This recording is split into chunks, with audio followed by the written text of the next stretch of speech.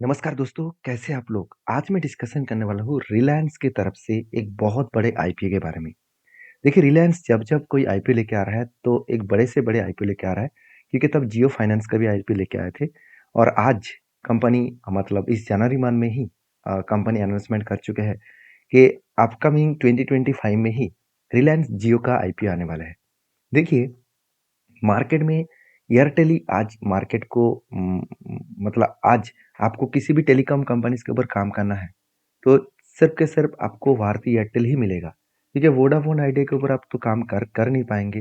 दूसरी बात, देखा जाए तो देखिए यहाँ पे भारतीय एयरटेल जो नंबर 1 टेलीकॉम कंपनी है, मतलब नंबर 1 नहीं है, आज जियो नंबर 1 है। देखा जाए तो भारतीय एयरटेल मार्केट में अगर देखा जाए तो वो नंबर 1 है। अगर आप स्टॉक मार्केट में सीधा-सीधा इन्वेस्टमेंट करने के लिए जाएँगे, ट्रेडिंग करने के लिए जाएँगे, तो आपको भारतीय एयरटेल ही मिलेगा। बाकी देखिए जो कंपनीज़ है उसका हालत बेकार है, जैसे वोडाफ़ोन आइडिया उसका भी हालत खराब है। साथ ही साथ टाटा, उसका भी उतना ख़ास परफ़ॉर्मेंस नहीं हो रहा है। साथ ही साथ रेलटेल कॉर्पोरेशन ये भी एक टेलीकॉम कंपनी है, फिर भी रेल का है। तो देखा जाए तो अगर जियो मार्केट में आ गया, तो सारे कंपनीज़ का हालत और भी बिगड़ जाएगा, भारतीय एयरटेल का भी हालत बिगड़ जाएगा। ऐसे बात मैं क्यों बता रहा हूँ, अभी मैं आपको वो प्रूव करके दिखाऊँगा। ध्यान से इस चीज़ों को देखना। सबसे पहले देखिए, एक बिगेस्ट अनाउंसमेंट क्या है कि कंपनी आईपीओ लेके आ रहा है और वो भी 40,000 करोड़ का। 40,000 करोड़ का आईपीओ लेके आ रहा है। कोई छोटा-मोटा आईपीओ नहीं, एक बड़ा आईपीओ यहाँ पे लेके आ रहा है और बेसिकली आप देख सकते हैं 35,000 से 40,000 करोड़ तक यहाँ पे कंपनी आईपीओ लेके आ रहा है। तो मुझे लगता है कि कंपनी इसके ऊपर अच्छा खासा आईपीओ यहाँ पे अनाउंसमेंट किया गया है और करीबन-करीबन कंपनी जो टेलीकॉम कंपनी है, वो वैल्यूज़ ऑफ 120 बिलियन का टोटल यहाँ पे आईपीओ लेके आ रहा है। और ये आईपीओ देखिए सेकंड हाफ मतलब 2025 के सेकंड हाफ में ही ये आईपीओ आने वाला है। कंपनी खुद यहाँ पे सारे डिटेल्स मेंशन किया है। ऑफिशियल वेबसाइट आप देख सकते हैं द इकोनॉमिक टाइम्स के ऊपर। तो सीधा-सीधा कहूँ कि एक बहुत बड़ा आईपीओ आ रहा है। तो इस आईपीओ की कुछ इन्फॉर्मेशन मैं आपके साथ शेयर करूँगा। अभी से आपको पता चलेगा कि इस कंपनी में किस तरीके से ग्रोथ आने वाला है। मतलब आईपीओ में किस तरीके से जर्नी होने वाला है। तो आईपीओ का अगर डिटेल्स देखूँ, तो यहाँ पे देख सकते हैं कंपनी का टोटल जो मतलब साइज़ है, वो यहाँ पे सब कुछ आपको मेंशन किया गया है। तो चलो सबसे पहले कंपनी का फाइनेंशियल डिटेल्स एक बार देख लेते हैं। उससे पहले देखिए, यहाँ पे कंपनी के जो मतलब स्ट्रक्चर है, वो एक बार देखिए। तो अकाउंटिंग अकाउंटिंग के हिसाब से सॉरी अकॉर्डिंग टू मतलब मीडिया एस्टीमेट के हिसाब से तो देखा जाए तो 35,000 से 40,000 करोड़ का आईपीओ आ रहा है और टोटल लैंडमार्क इवेंट द ये कैपिटल मार्केट है और इंडियन कैपिटल मार्केट है और ये देखा जाए तो जायंट कंपनी है टेलीकॉम का।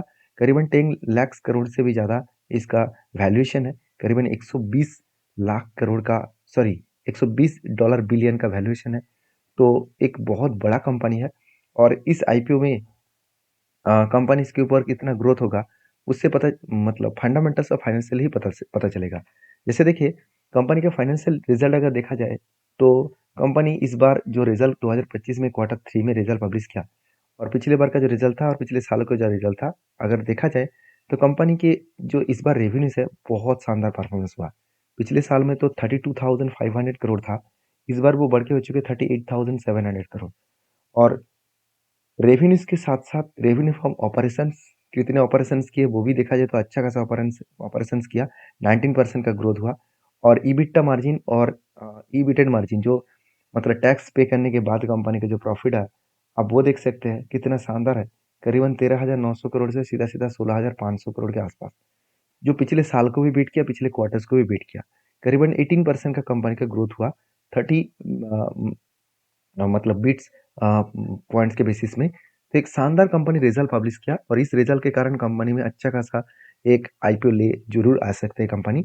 और कंपनी की एक सबसे बड़ी बात है, जो कस्टमर बेस है, उस कस्टमर बेसिस में कंपनी का मिलियंस के हिसाब से कंपनी का जो कस्टमर है, वो यहाँ पे देखिए पिछले सालों में जो था 470 टोटल मिलियन का टोटल कस्टमर था, अभी वो बढ़ के हो चुके 482 मिलियंस। तो सीधा-सीधा कहूँ कंपनी का कस्टमर भी बढ़े और जहाँ ग्रोथ एक्चुअली बेसिकली 2.4 परसेंट के आसपास हुआ। जो आरपू है, आरपू का मतलब आरपू का मतलब है एवरेज रेवेन्यू पर पेइंग यूजर। मतलब पर यूजर कितना पेइंग कर रहा है एवरेजली, उसको कैलकुलेट किया जाए तो एक शानदार डेटा सामने देखने को मिला है। वो डेटा क्या है? आरपू बता रहा है कि पर सब्सक्राइबर पर मंथ यहाँ पे कितना पैसा दे रहा है, 203 रुपीज़ करके वो रिचार्ज कर रहा है। जो पहले 180 का रिचार्ज था, 195 का एवरेज रिचार्ज था और इस बार बढ़ के 203 हो चुके हैं। मतलब अच्छा खासा लोग रिचार्ज भी कर रहे हैं। क्योंकि लोगों को देखिए अभी इंटरनेट के बिना वो जी नहीं सकेंगे, क्योंकि ऐसे हालत हो चुके हैं। तो जो लोग पहले जो मतलब छोटा-सा कीपैड वाला फ़ोन यूज़ करते थे, आज वो स्मार्टफ़ोन यूज़ कर रहे हैं, तो उसके लिए इंटरनेट बहुत ज़्यादा ज़रूरी है। मैं जहाँ पे रहता हूँ, वहाँ पे मैं देखता हूँ कि मतलब बच्चे से लेकर बूढ़े तक, जिसके जो कौन किसी भी दिन फ़ोन मतलब कीबोर्ड वाला फ़ोन भी यूज़ नहीं करता था, आज वो स्मार्टफ़ोन यूज़ करके यूट्यूब देख रहा है, कुछ भी वीडियोज़ देख रहा है, फ़ेसबुक यूज़ कर रहा है, सोशल मीडिया यूज़ कर रहा है, इसके लिए वो नेट का रिचार्ज कर रहा है। तो सीधा-सीधा कहूँ कि कंपनीज़ के ऊपर अच्छा खासा यहाँ पे डेटा पॉइंट्स देखने को मिला और डेटा ट्रैफ़िक के बारे में बात करूँ, तो करीबन-करीबन 46.5 बिलियन जीबी का टोटल डेटा यूज़र हो रहा है, वो भी रिलायंस की तरफ से। तो सीधा-सीधा कहूँ कि अच्छा खासा यहाँ पे डेटा भी यूज़ हो रहा है, मतलब डेटा कितना बढ़ चुका है देखिए। पहले 45 था, अभी 46.5 है। पिछले साल में 38 था। मतलब सीधा-सीधा अच्छा खासा परसेंटेज 22% का ग्रोथ हुआ, तो बहुत ज़बरदस्त ग्रोथ हुआ है। साथ ही साथ वॉइस ट्रैफ़िक जो है, मतलब जो कॉल कर रहा है जो लोग, तो वॉइस ट्रैफ़िक थोड़ा-सा कम हो चुके हैं। थोड़ा-सा कम मतलब ज़्यादा तो है, मगर उतना ज़्यादा नहीं, क्योंकि आज स्मार्टफ़ोन आने के बाद लोग व्हाट्सऐप में बहुत सारे ऐप्स है, उसके माध्यम से वीडियो कॉलिंग और भी कॉलिंग्स कर रहा है। तो जो कॉलिंग्स का जो वॉइस जो ट्रैफ़िक्स है, वो ट्रैफ़िक्स धीरे-धीरे कम होता देखने को मिले। तो सीधा-सीधा कहूँ कि कंपनी का अच्छा खासा परफ़ॉर्मेंस हो रहा है, इस परफ़ॉर्मेंस के बेसिस में कंपनी अच्छा खासा जर्नी यहाँ पे दिखा सकते हैं। बाकी इस आईपीओ का डेट अभी तक अनाउंसमेंट हुआ नहीं, जब आईपीओ का डेट अनाउंसमेंट होगा, आईपीओ का कितना प्राइस बन रहेगा, सब कुछ मैं डिस्कशन करूँगा। तो वीडियो को लास्ट तक देखने के लिए धन्यवाद। आप इंतज़ार करिए, जब सारे अपडेट आएगा तो मैं इसके ऊपर और एक वीडियो शेयर करूँगा। तो मिलते हैं नेक्स्ट वीडियो में, तब तक के लिए धन्यवाद।